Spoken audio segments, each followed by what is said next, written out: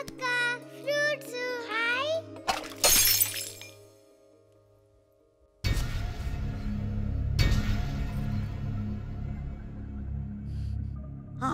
అయ్యో అయ్యో అయ్యో బంగారం లాంటి జగ్గుని పగలగొట్టారు దరిద్ర పిల్లలు.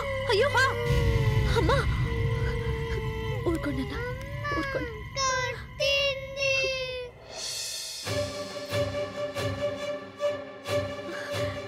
వదినా ఓ నువ్వా ఎవరో బిచ్చగత్త అనుకున్నాను. పిల్లల్ని ఇంత లేకిగానే పెంచేది సిగ్గు లేకపోతే సరి. తల్లిని బట్టే పిల్లలు అవతారం చూడు ఎలా ఉందో. పరిస్థితులు అలా వచ్చే వదినా. ఆయన పోలీస్ స్టేషన్లో ఉన్నారు. ఎవరికేం అన్యాయం చేస్తాడో అనుభవిస్తున్నాడు. దానికి మేమేం చేస్తాం? ఆయన ఎలాంటి వారో మీకు తెలియదా పిన్ని గారు? 3 కోట్లు కడితే గాని ఆయన బయటికి రారు. ఈ విషయం అన్నయ్యకి చెప్పి 3 కోట్లు ముష్టి కోసం వచ్చావన్నమాట. ఇప్పటికే నీకు నీ పిల్లలకు మా ఆయన చాలా తగిలేశాడు. మిగిలింది కూడా ఊడ్చుకెళ్దామనా? అయ్యో అది కాదు వదినా. నా పరిస్థితి ఏంటి నీ పరిస్థితి? ఆ ఇంట్లో కాలు పెట్టావు, నీ మొగటి అప్పుల పాలు జైలు పాలు చేసావు. ఇప్పుడు ఈ ఇంట్లో కాలు పెట్టి మమ్మల్ని ఏం చేయాలని? అవే మాటలు వదినా. ఏ ఆడపిల్లైనా పుట్టింటి నాశనం కోరుకుంటుందా? మా అన్నయ్య 100 ఏళ్ళు బ్రతకాలి. నా పుట్టింటి దీపం వెలుగుతూనే ఉండాలి. మరెందుకు వచ్చావు ఇక్కడికి? నందు నేను మాట్లాడతాను కదా.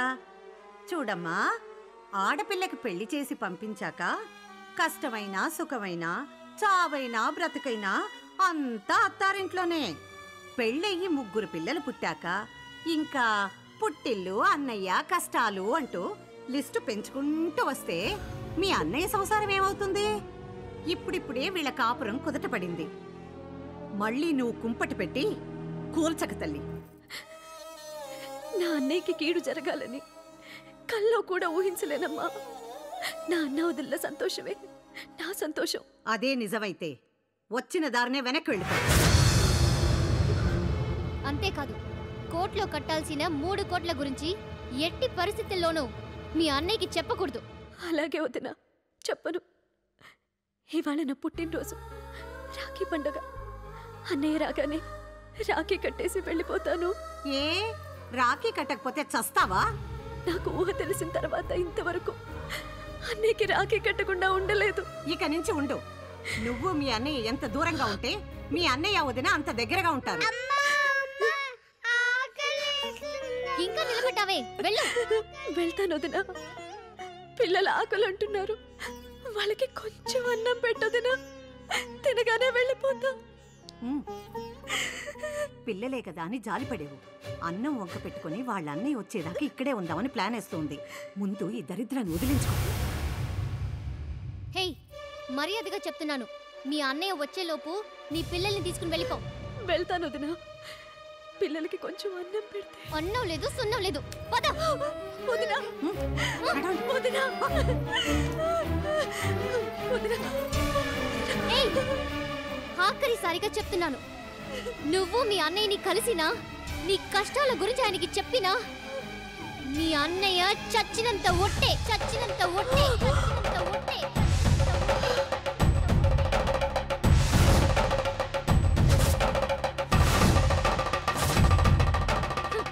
ఇంత చెప్పినా నిలబడ్డావేంటి?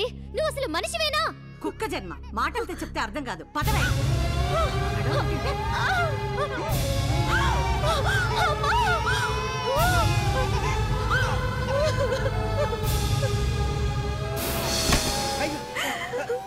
లక్ష్మమ్మ, ఏంటమ్మా ఇది?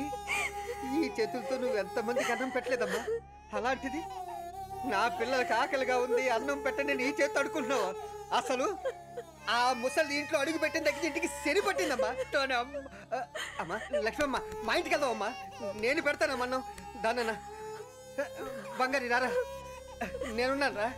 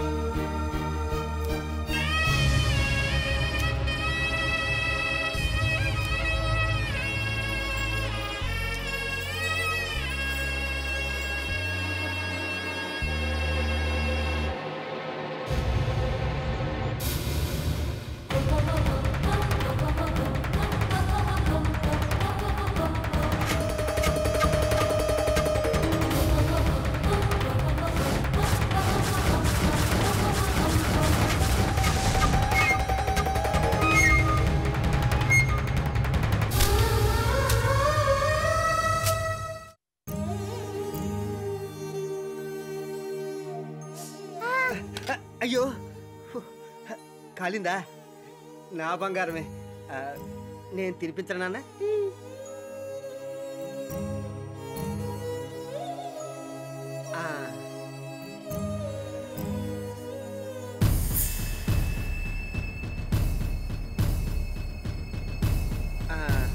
కడుపు నిండా తినమ్మా.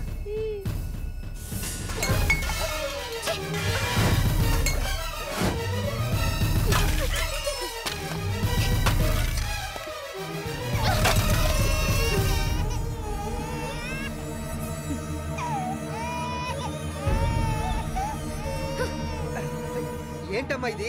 ఏంట్రా, నేను సుమంగలిగా ఉండడం నీకు ఇష్టం లేదా? దీన్ని తెచ్చి ఇంట్లో పెట్టుకున్నావు ఏంటి? నీ మొగుడు జైల్లో ఉన్నా పర్వాలేదు, మీ అన్నయ్య చచ్చినా పర్వాలేదు, నీకు నీ పిల్లలకు మెక్కడానికి తిండి కావాల్సిందా? పిల్లలు ఆకలి ఆకలి అంటుంటే చూడలేక నేనే తీసుకొచ్చానమ్మా. పిల్లల మీద మాకులేని ప్రేమ నీకెందుకురా? వీళ్ళు నీకు గాని పుట్టారా? లేక పిల్లలు పుట్టాక దీన్ని ఉంచుకున్నావా?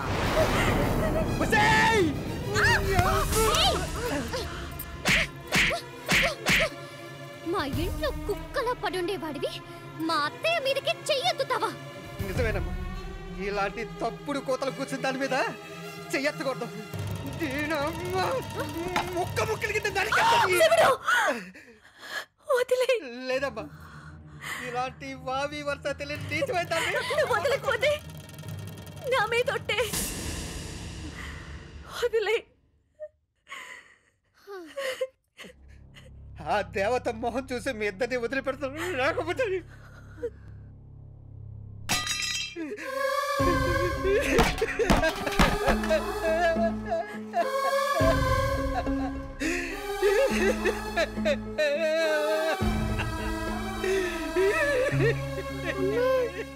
అన్నమొద్దు ఏమొద్దు వెళ్దాం పదమ్మా.